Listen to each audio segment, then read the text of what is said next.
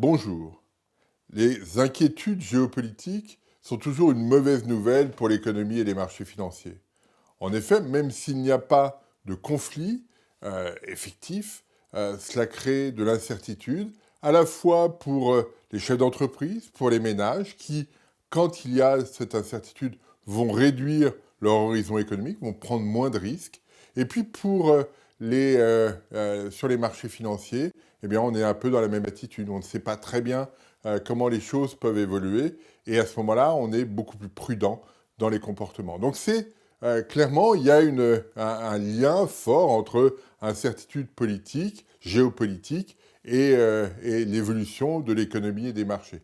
J'évoque cette question parce que depuis quelques semaines maintenant, les tensions sont montées entre la Corée du Nord et les États-Unis. On a tous suivi ces évolutions. Il y a même maintenant une autre dimension qui est le risque entre les États-Unis et le Venezuela. En d'autres termes, on est dans une configuration beaucoup plus incertaine. Alors, il y a deux analyses à avoir. La première est celle de la vraisemblance d'un conflit.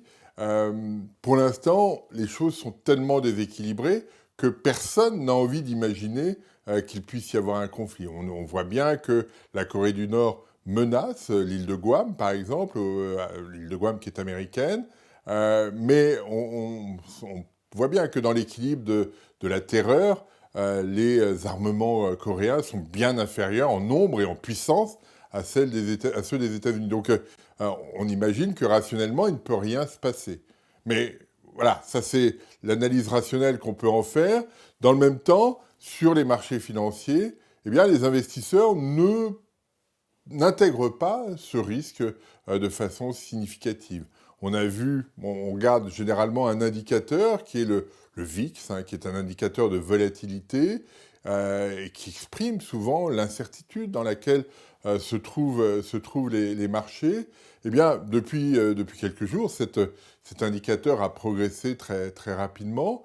Il n'empêche que, partant d'un niveau très bas, le niveau qui a été atteint aux alentours de la mi-août est en dessous de la moyenne historique de cet indicateur. En d'autres termes, les investisseurs considèrent que le risque géopolitique aujourd'hui est toujours très réduit, très limité.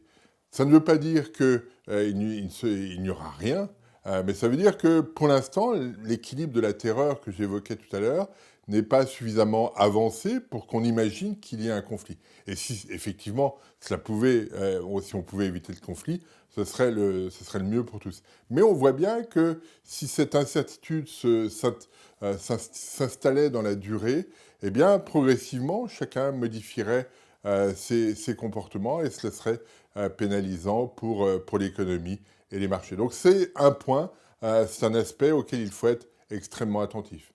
Très attentif au quotidien, mais avec cette idée quand même que l'équilibre des forces n'est pas suffisamment équilibré justement pour que un conflit puisse effectivement voir le jour. Mais c'est clairement en cet été 2017 le point auquel il faut être attentif aujourd'hui. Je vous remercie.